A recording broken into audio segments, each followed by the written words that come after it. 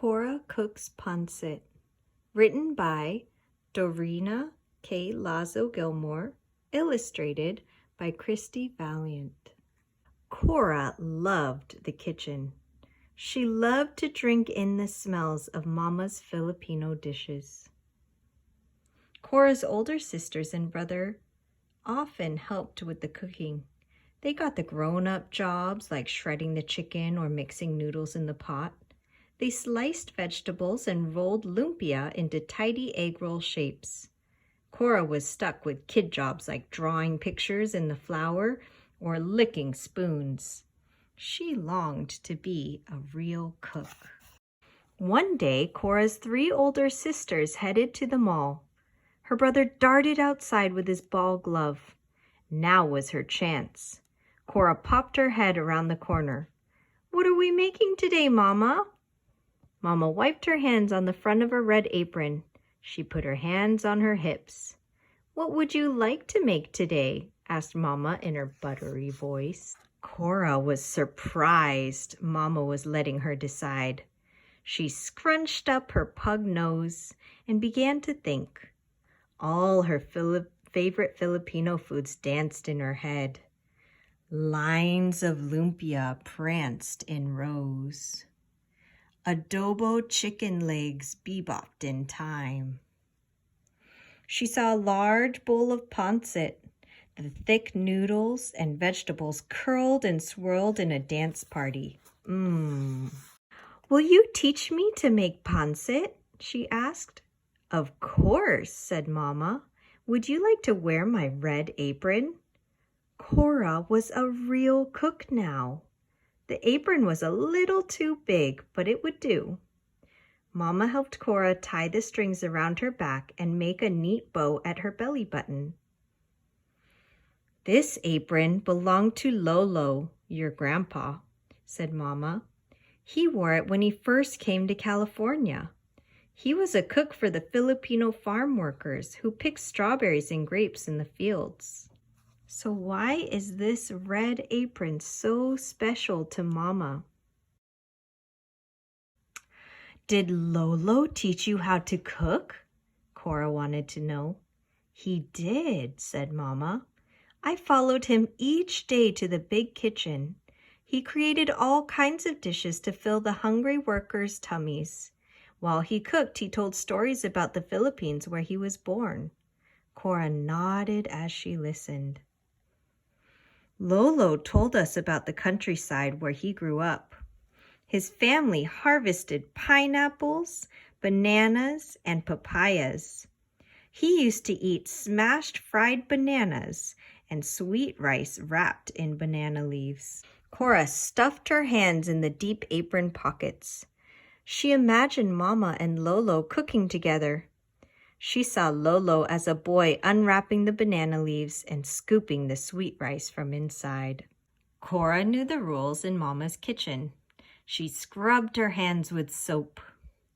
Mama dug in the cupboards and refrigerator for ingredients. She listed what they needed for the pancit: chicken, celery, carrots, mushrooms, onions, baby corn, cabbage, ginger, garlic, and soy sauce. "Don't forget the noodles," said Cora. "Oh yes, the noodles." "Let's get started," Mama told Cora. "Open the package of rice noodles and put them in this bowl of water. Do you know why we soak them?" "So they get soft," answered Cora. "You've been paying attention," said Mama with a wink. Cora opened the package. She plopped the big clump of noodles into the bowl. "Want to help me shred?" asked Mama. Cora's eyes grew wide. A grown-up job. She was ready. She pulled the chicken pieces apart the way her older sister Prim did. She placed them on a plate. Cora snuck a tiny bite of chicken. She rolled it to the back of her mouth before Mama noticed. The salty taste tickled her tongue. "I'll chop," said Mama. Cora arranged the vegetables in neat rows. Mama chopped celery stalks, carrots, cabbage, and onions. Mama took out her huge pancit pan. with the shiny copper outside and the big handles. The pan was deep enough to hold all the ingredients. Cora danced on her tiptoes to see inside. Mama asked Cora to step back while she added some oil and the vegetables to the pan. The pot began to hiss and sizzle. Mama added spices too: garlic, ginger, and a splash of soy sauce. Cora loved the smell of garlic. "Can you check the noodles, Cora?" asked Mama.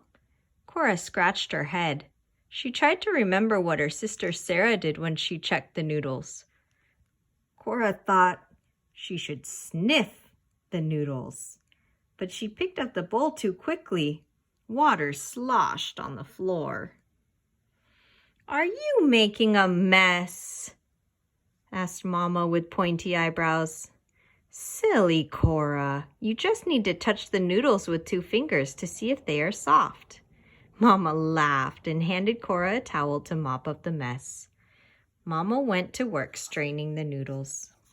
"Now for the fun part," said Mama. "Let's add the noodles to the pancit pan." "Can I stir?" asked Cora. She knew this was another grown-up job. "Yes, but be careful near the burner," called Mama. Cora began to stir in a wide circle. She watched the noodles somersault over the carrots and celery. She made the soft onions sway this way and that.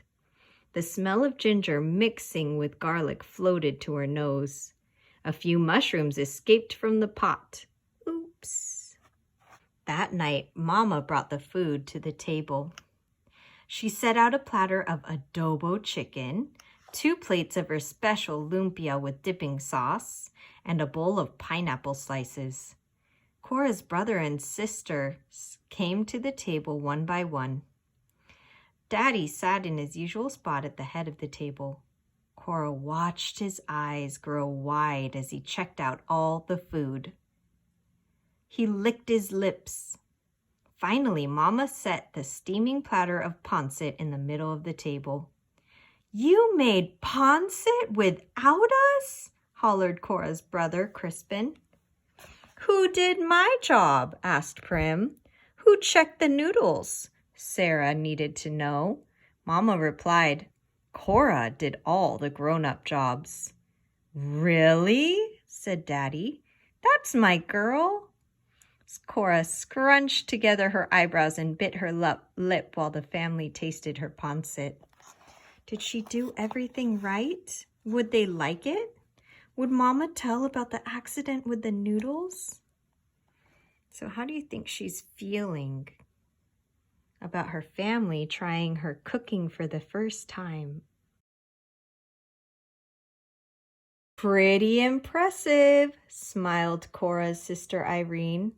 Crispin chomped on a big spoonful of pancit and elbowed Cora.